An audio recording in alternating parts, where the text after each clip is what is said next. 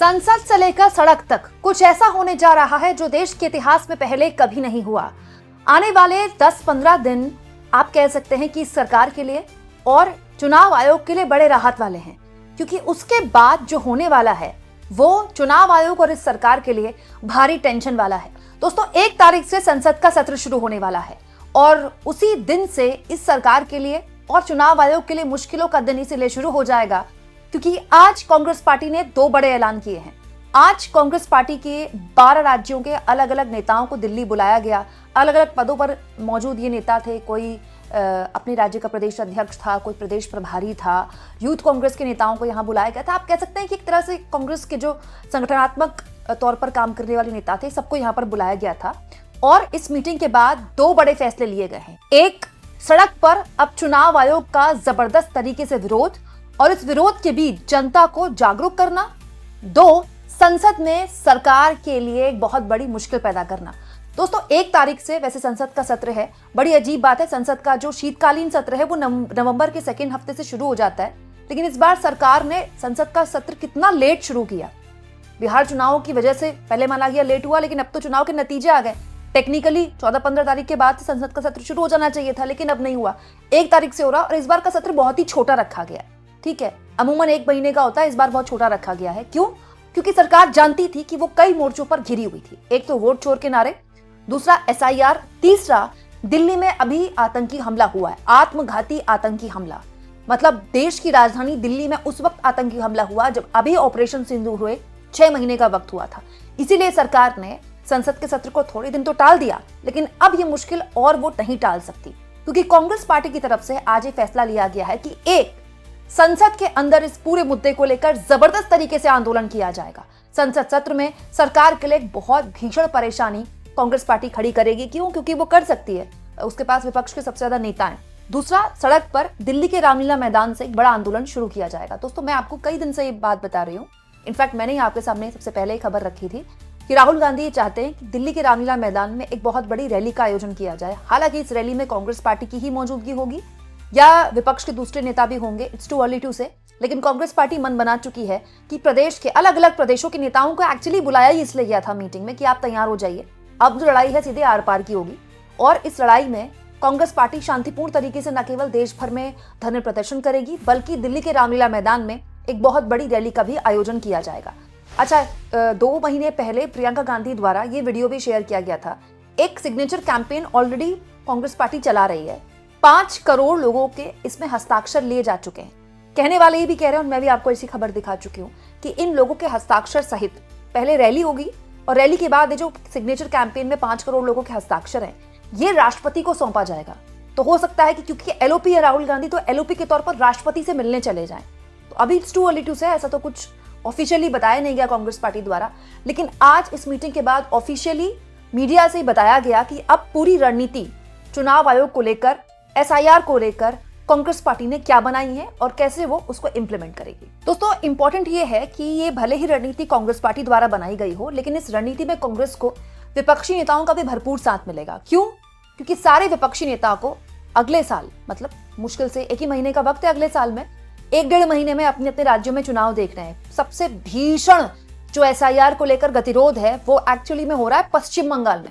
पश्चिम बंगाल में TMC सीधा actually में BLOs जो अधिकारी हैं चुनाव आयोग के, उनसे उनके कार्यकर्ता सीधे आमना सामना हो रहा है उनका, और TMC लगातार SIR का विरोध कर रही है। तो संसद में अगर इस पूरे मामले में कोई गतिरोध पैदा किया जाता है तो कांग्रेस पार्टी को कम से कम संसद के अंदर तो TMC का साथ मिलेगा ही मिलेगा।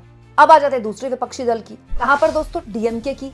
MK स्टालिन इस मामले में न केवल सुप्रीम कोर्ट जा चुके हैं, बल्कि वहां जाकर वो AIADMK जो विपक्षी दल है जिसका गठबंधन है बीजेपी के साथ तमिलनाडु में, उसको भी कोस रहे हैं कि शर्म आनी चाहिए AIADMK को कि वो सुप्रीम कोर्ट में SIR का समर्थन कर रहे हैं। और अगर संसद में कोई हंगामा क्रिएट किया जाता है, गतिरोध क्रिएट किया जाता है, सरकार के लिए मुश्किल पैदा की जाती है, दोस्तों यहाँ कांग्रेस पार्टी को MK स्टालिन का भी साथ मिलेगा।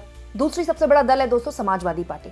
समाजवादी पार्टी खुद भी अपने स्तर पर लड़ाई लड़ रही है। दोस्तों, इन 12 राज्यों में से उत्तर प्रदेश भी वो राज्य है जहां पर SIR की प्रक्रिया शुरू हो चुकी है और समाजवादी पार्टी ने बिहार में ये होता देख लिया है कि कितने बड़े लेवल पर न केवल विपक्षी पार्टियों का यह आरोप है, बल्कि कई जगह डेटा देखा भी गया कि जितने नाम काटे गए, जितने नाम कटे जिस जिस विधानसभा क्षेत्र में, उसमें और जीत के मार्जिन में बहुत ही हल्का फुल्का फर्क था। मोस्टली वही नाम काटे गए जहां पर विपक्षी दलों के वोट ज्यादा होते हैं। हालांकि इसके लिए बाकायदा अखिलेश यादव ने पीडीए प्रहरी खड़े कर दिए हैं, जो कि वॉलंटियर्स हैं, कार्यकर्ता हैं, जो एसआईआर को लेकर लोगों को जागरूक कर रहे हैं। लेकिन अखिलेश यादव भी जाहिर तौर पर एसआईआर के लिए बोल चुके हैं कि दरअसल एसआईआर के जरिए वोट चोरी नहीं, बीजेपी डकैती कर रही है, डकैती, खुलेआम डकैती है।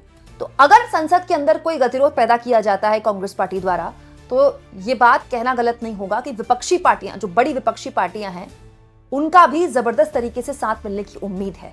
लेकिन आप माना जा सकता है दोस्तों कि राहुल गांधी की जो रणनीति थी आर या पार की, सीधा सीधा लड़ाई लड़ने की चुनाव आयोग से, अब उसमें एक कदम आगे बढ़ रही है कांग्रेस पार्टी ने ये निर्णय लिया है कि पहले सप्ताह में दिसंबर के एक बहुत विशाल रैली रामलीला मैदान दिल्ली में होगी। इन तमाम राज्यों के लोग भी होंगे, उसमें नेता भी होंगे। एसआईआर के खिलाफ और जो बदनीयती है चुनाव आयोग, जो राजनीतिकरण चुनाव आयोग का हो गया है, उसके खिलाफ आवाज हम बुलंद करेंगे। 1 तारीख को पार्लियामेंट का सेशन शुरू हो रहा है, पहले सप्ताह में इसलिए ये रैली का आयोजन किया जा रहा है। सबने अपने अपने सुझाव भी दिए, बीएलएस कैसे अपॉइंट हो रहे हैं वो सारी बातें साझा की। लेकिन सबका अनुभव यही है कि जो बिहार में हुआ वही उसी तरीके का एसआईआर सब जगह किया जा रहा है। टारगेटेड रूप से कुछ लोगों के नाम काटे जा रहे हैं। ये एसआईआर काटने के लिए है, नाम जोड़ने के लिए नहीं है। ये सबका निष्कर्ष इस बैठक में निकला।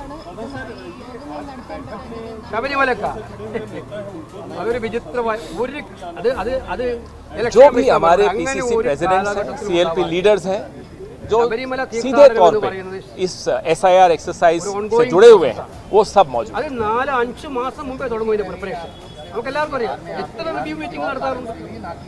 एसआईआर की बात हम बिहार चुनाव से 4 महीने पहले, 3 महीने पहले से उठा रहे हैं। पूरी वोटर अधिकार यात्रा निकाली और एसआईआर के बारे में यह आप अच्छी तरह जानते हैं कि 5 ऑर्डर सुप्रीम कोर्ट के आए, 5 ऑर्डर चुनाव आयोग के खिलाफ आए, क्योंकि इसमें इतनी त्रुटियां हैं और बदनीयती है कि वो सुप्रीम कोर्ट ने, माननीय सर्वोच्च न्यायालय ने भी बहुत स्पष्ट तौर पे उसको देखा और उस पर टिप्पणी की और उसको सुधारने के आदेश दिए। बड़े बेमन से चुनाव आयोग ने कुछ बातें उनकी मानी, माननीय सर्वोच्च न्यायालय की, वो आप सबके सामने है।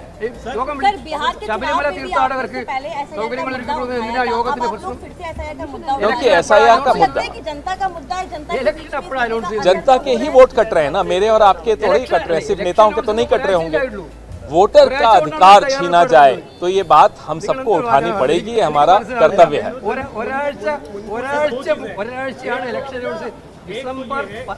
നവംബർ 10-ാം തീയതിയാണ് ഇലക്ഷൻ അല്ലേ? ये कांग्रेस का एक हस्ताक्षर अभियान था, 5 करोड़ हस्ताक्षर हुए हैं पूरे देश से। ये कांग्रेस का अपना पार्टी का अभियान है और ये पार्टी की रैली है।